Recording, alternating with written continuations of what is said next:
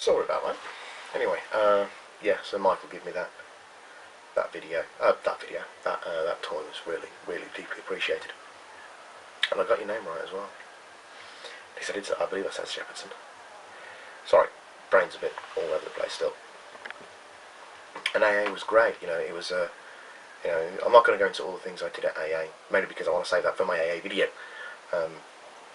This is just to let everyone know that what you guys all did for me and what everyone did for me was really genuinely appreciated. So do expect an AA video coming up at some point in the near future. But I was able to hold it together throughout the convention. There was times when I thought, I was close, mostly because when I was tired.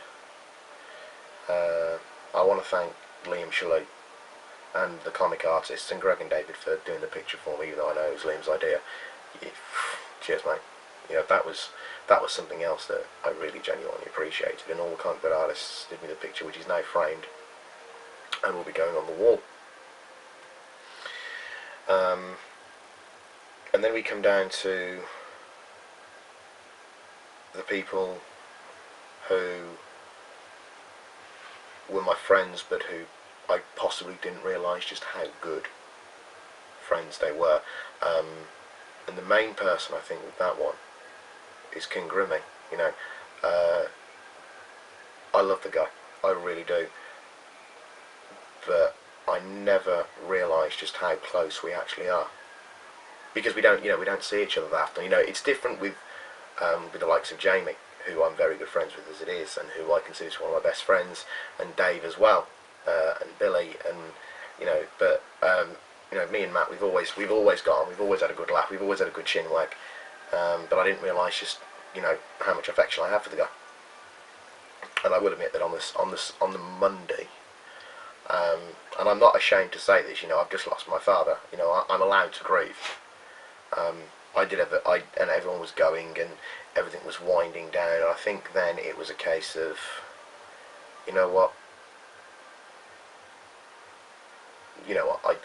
I lost it, and I broke down. And first I can't remember, I think it was when Mark said goodbye, because me and Kitty Cat are good mates, so it was when Mark said goodbye, and I thought, oh good, okay, and then I went and hugged Philly, just for hug's sake, and I cracked a little bit then, and that's when I started crying. And then I went downstairs, went to have a cigarette, and then I saw Kitty, and that's when I started bawling. I got myself under control again, and then I went in and saw Grimmy and Jamie about to leave, and I just went, and I just started, and I was so overwhelmed with grief and just feelings of love from these people that for a few minutes I just couldn't talk. I was just so overwhelmed with both, as I said, with both grief and feelings of love from these people, that it was really something special. This is probably my most heartfelt video I've ever done. But Grimmy, there's a lot of tugging to that man. There really is, and Billy and Tori and Jamie and Mark, you guys to understand that, and for me to realise that, no, I don't, this is going to sound like I'm almost cheapening it, but I'm really not, that without me realising just how much these people cared about me.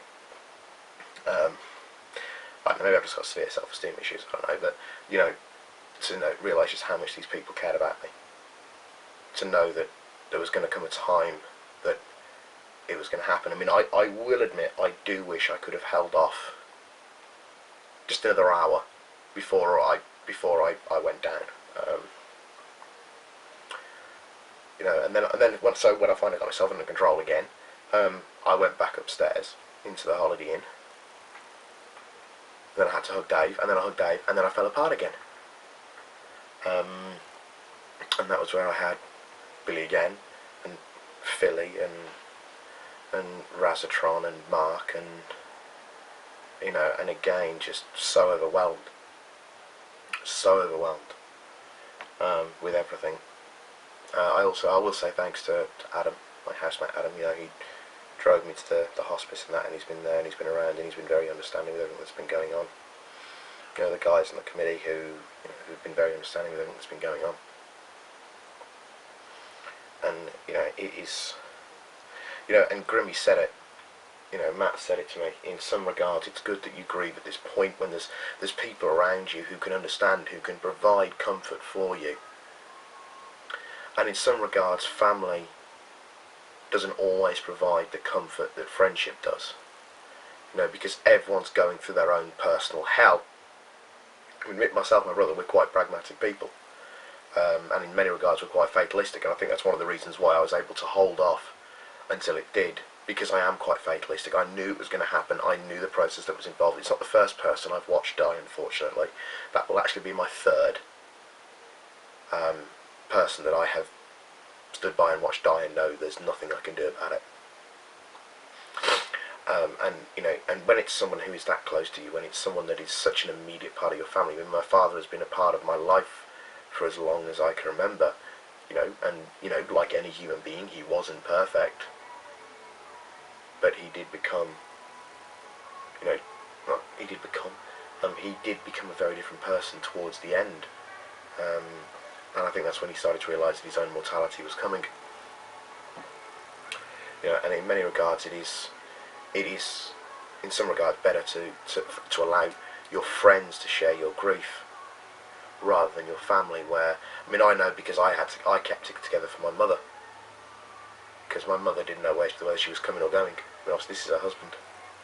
No, she didn't know where she was coming or going, so I held it together for that, and it was in the company of friends, and I really do. And guys, you have no idea how much that meant for me, and still means to me, knowing that you are there, knowing that I can always turn to you when I need to. You know, other person to mention is Izza, who just, you know, came up when she saw me and gave me a great big hug. You know, and you know, again, you know, knowing that people, and well, like she and others, and who were so close to, who felt they were close enough to me to be able to allow me to want to be there for me. Not just doing it because they felt they had to, but because they wanted to be there for me. They wanted to be there for me. They wanted to help me. And it meant so much, guys. You have none of you. Well, maybe you do. I don't know. Maybe I'm selling myself short again. But you have no idea how much it meant for me to know that you were there and you could do that, and that you were willing to do that, and that you had enough respect and, you know, and admiration and care for me to do that. Was really, really, really something. And as you know, this is just a thank you. I mean, I'm still not right, and I'm not going to be right for a while. I think one of the reasons why I'm doing this video is because, you know, I started getting really, because I know Izza's going soon, and again, she's somebody else who I really, really like, and I don't see an awful lot of, and she's going back down to London, and then it's just another thing. I mean, you know, I've said it in my last year's AA video, and I've said it in the year before's AA video and the year before's AA video, that I always feel really down when AA is over, because it's always such a fantastic time, and this time even doubly more so. It's even doubly more so because of what's happened in my own personal life as well. So, you know, I started feeling a little bit down, and I thought, you know what, get this off my chest, you know, get this out there, and it's something that I'm aiming to do, because I couldn't possibly go and thank every single individual who messaged me, who made it. John Knowles, another one. Knowles, you made a video for me, and thank you so much for that. You know, saying, oh, that music is going to drive me mad. DJ Fresh is on Radio 1 apparently, but yes, you know, knowing that people were there for me, and you know, the reason why I've had to stop the video was because Adam came down to check on me to make sure I'm alright, and you know, I'm not yet. I will be in time, but you know, it's still a wound that has only barely begun to heal, and it's, you know, it's something that, you know, it might take me 6 months. It might, you know, it might take me 6 weeks. It might take me 6 months. It might take me 6 years to get over it. You can never tell with these things. I mean, I think the fact that I'm quite a fatalistic person by nature, anyway. You know, there are times I do very much have the "what will be attitude. Is something that will help me in time, but for now, you know, got to get my groove on, kind of job. But yes, I'm waffling. I have said what I need to say. The people that I have mentioned, and to everybody else that was there, to Will and Rob, who also saw me a little bit emotional, and you know, to everybody who was there for me, and whether I've mentioned your name or not, thank you so much. I said this is probably the most sincerest, heartfelt video I've ever done, but I felt I at least owed it to everybody to say something and to acknowledge what they did. And if it's on a public forum, it's on a public forum. I'm not ashamed to say that, you know, my dad's dead. Yeah, I'm a bit fucked up. So there we go. But enough doom and gloom for the moment anyway. My God, YouTube's becoming my own personal shrink. Oh boy. Enough doom and gloom for now. There is more to come, where I will reveal my thoughts on how auto-assembly went, and of course the ever wonderful collection of toys, though I didn't spend as much money as I intended to. Probably not a bad thing. But there we go. But for now, talk to you soon. Afternoon everybody, Silverbolt here, back as you can see with a different change location. I had a real urge to do this video. I thought, you know what, I'm going to do it. So there's people in the front room, so I thought I'd come into another room and do it. Now, this is a part 1 of the video, and as the title says, you know, it's a thank you video. I'm going to just explain something. A couple of weeks ago, my father lost his battle with cancer, as many people are aware, and he died on the, well, actually 3 days after my birthday, and he battled cancer for a long time. By the end of it, he was bedridden, and I was with him, you know, at the end when he passed. And as such, you know, it's quite an emotional upheaval to go through something like that. You know, myself and Tony, who watching his video also wanted me to do this video, was a bit of a, you know, it's a real life-changing, horrible thing to go through. So this is part 1 of my AA videos. I'll do a video about my haul and all that another time. But anyway, to continue, I could say the story as macabre as it is. On the Thursday before AA, I had the funeral and the cremation, and the Friday I had the interment. So the next day, and then I went to AA at the weekend, and you know, I honestly didn't know what to expect. I didn't know whether I was going to get, you know, everybody treating me like, you know, like I was this fragile thing made of glass, or everybody studiously avoiding the topic or anything like that. And to be honest, the response I've had and the messages I've had and people have been absolutely amazing. You know, this is a video to thank everybody, you know, to all the people who sent me messages over YouTube and Facebook, to all the people who came up to me at AA and said, you know, sorry for your loss. It was really something really special, and something that I appreciated. Now, something about Mr. Paul Van Rogers said about AA, and I won't go into any details about anybody else. You know, I'm not going to put them on YouTube. You know, it's up to them to say what they want to say. But Mr. Rogers said that people at AA, some people at AA needed it more than wanted it, and I think in some regards that was true for me. You know, it's never a good time to lose a parent. It's never a good time to lose a parent. But just being around people who cared enough about me you know, to be there for me and to know that I was going through hell. So my first set of thanks goes to Simon Plume, Trish Plume, and the rest of the committee for, you know, pretty much, you know, taking over my duties and understanding that I was going through a very dark place, and I was going through a very, well, I am going through a very dark place and a very strange place, and things like this, they make you feel so many weird kinds of emotions.